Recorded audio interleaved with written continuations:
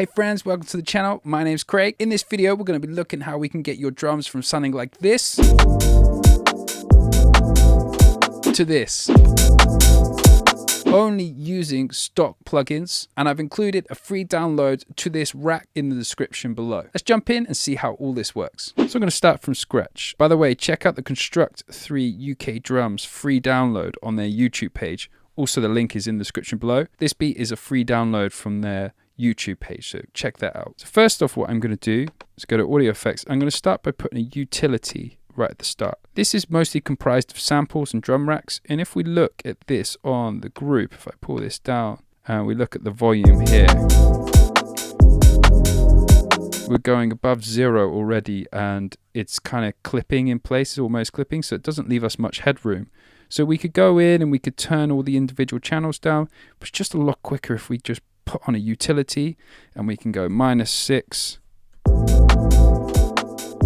It turns it all down, so it gives us a headroom to apply dynamic processing. You'll probably get this quite a lot if you download mixed ready stems from Splice, and if you've got a lot going on, it's just quicker to throw that gain plugin at the start of the group, so we're not overloading our plugins. So next we're going to also do a bit of utility by using EQ. Okay, so we're going to go to use EQ8. Put this at the start, and we're going to put the first one to ×4, and we're just going to cut everything below 30, and we're going to cut everything above 20 kilohertz, and 20, 1, 2, 3,000. There we go. So what we're doing is we're cutting out the junk there. A lot of times this area is a bit problematic, but we don't realize it. It's very, very small detail, but if I turn this off, and turn that on, can you see in the analyzer we have quite a bit of low stuff going on there. If I turn that, you hear the bass sounds a bit flabby, but if I turn that on, it tightens it up a little bit. Now you can dial that into taste, you could go down a little bit lower, but you can see most of the fundamental frequency of the kick is here, and this is kind of just resonance going on there. So we get rid of that mud and it actually tightens up our kick. Same thing here, we might have some kind of high kind of sizzle from the hi-hat going on there, which we don't actually need, and it leaves space for the other instruments as well. So we just cut those two there. The idea behind this EQ is we're subtracting before we go to the compressor, so we're getting rid of all the junk. Another area you could try is if you put a bell curve on 0.4 here, and we put a really small Q, we can sometimes get resonant frequencies in 909 hi-hats. So let's scan through and have a listen. Like here, there's a little bit of a problematic area there, so what I can do is I've found that, and I can just pull this gain down just a little bit, and it's usually round about there. These hi-hats are not too bad, but some of the real raw ones have got real resonant frequencies, which when you pump on a lot of saturation and compression, which we're going to do in a minute, it can really sound quite harsh, so we can tame it here.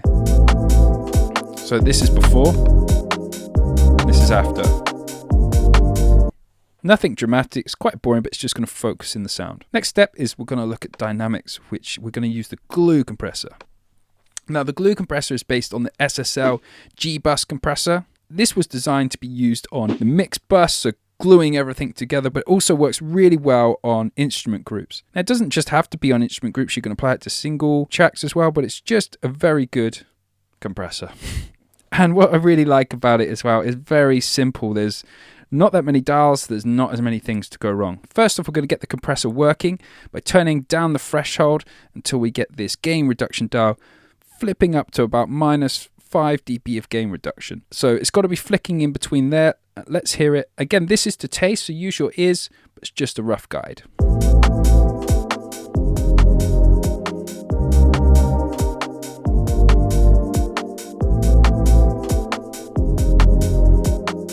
Now we've got that working, we need to play around with the tack and release. Now these are the two dials that are mostly overlooked on a compressor, and they're going to really bring out the character of the compressor. So the attack is how quickly do you want to pull down those notes. So if we're working with percussive material, we don't really want to choke that attack too quickly, because otherwise it's going to sound dead and flat. For example, if I put this really quick, the drums sound dead and flat, whereas if I pull this all the way back, they come a bit more alive. What's happening there is you're letting the initial transient of the note pop through the compressor before it starts pulling down, so you still get the attack. Then you're still going to hear it sounds a bit flat because the release is still quite high. Release is how quickly does the compressor go back to an off state. So to get that real kind of pumping feeling with the drums, what we want is a slow attack and a quick release. So let's do it to the extreme and then just play around with these dials until it sounds good, okay?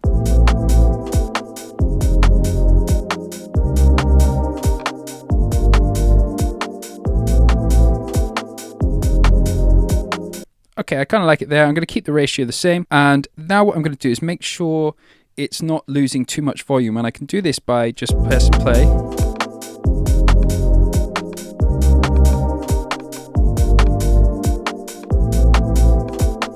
Feels okay actually. So we don't really want to be using this makeup gain just yet because we want to leave some headroom. So basically when you apply compression, it turns it down. So then what we need to do is we need to make up the gain reduction with the makeup gain. So for example, if I pull this down more, see it's louder afterwards, so I can add a couple of dB. So you don't get that loss of gain.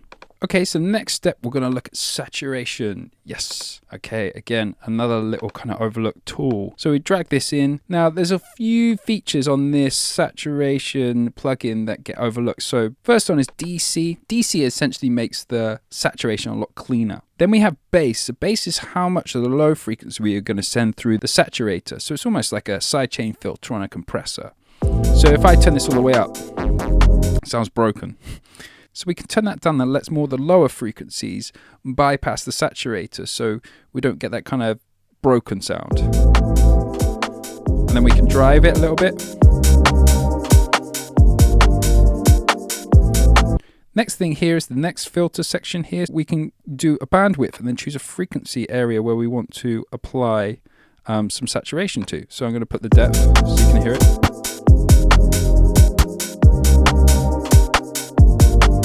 Pull that back a little bit.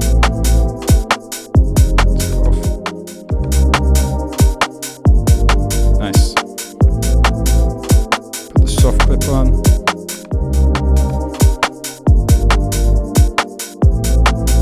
So it's sounding good, so it's boosted the overall volume, it's brought up the overall fatness with this saturator. Now what I like to do is I like to do in some additive EQ now. So the additive EQ is obviously the opposite of subtractive. We're adding stuff in now. And whereas subtractive, we like to be quite fine with our points. For example, we have fine Q points, we have quite big slopes. With additive EQ, a good practice is to be quite broad with your brush strokes. So what we can do is you can use something called a backs. So a backs EQ is quite good with this. So it's basically big, broad strokes. So the channel EQ in Ableton is really good for this because it's just 3 bands. If you look here, if I boost up the lows, it's just the low shelf. Now boost up the highs, it's a high shelf. And we don't want to go too extreme. I'm just going to go 2 dB either side. So with these plugins, when you're putting chains on, it's a little bit each time. It's like seasoning with salt and pepper. We don't want to chuck a cup of salt in, a cup of pepper in. We want little bits as we go along. So each one of these little stages is going to add to the overall flavor of the drums. So now let's hear that before and after.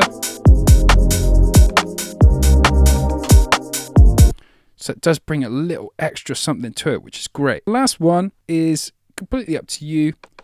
I quite like using a colored limiter on this. So it's a new kind of addition to Ableton Live 11. It has another saturation dial and it has this color dial here which acts as like sort of EQ. I put it all the way up, a little bit of saturation, a little bit further boost. Let's go a little bit 2 dB, then put a ceiling of about minus 1.8. Now what's really annoying with this is we can't type in the dials which we can normally do on other plugins, so hopefully that gets sorted soon. But here it is before and after.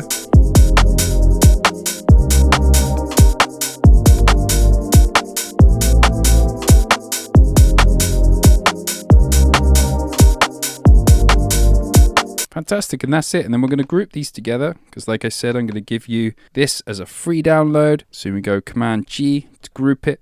What I've done is I've put some macros here at the start which will help you. So I've got a low cut here which you can dial in to taste. And what's quite cool about this, it only goes up to 35, so you can't cut out too much.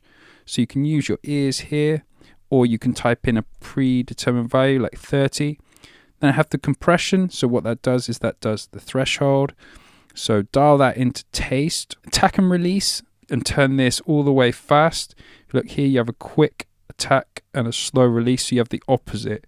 So they're always going to be working together. If you go all the way here, you're going to have a slow attack and a quick release like I suggested. Then drive, so that's going to do the drive. That's going to be how much you're going to saturate it, and all the other settings stay the same. So then we've got the back EQ. So what I've done here is the lowest point here is 0. The highest point is 4. Don't really want to go above that, so you can dial into taste around about somewhere in there. So I was at 2. Then we've got the limiter, the loudness here. And then what I'll do is I'll package that up in a nice little box like that. And it'll be a free download for you. So yeah, don't forget the link for this free download is in the description. If you found this video helpful, don't forget to like and subscribe. And hopefully I'll see you again on this channel sometime soon. Bye for now.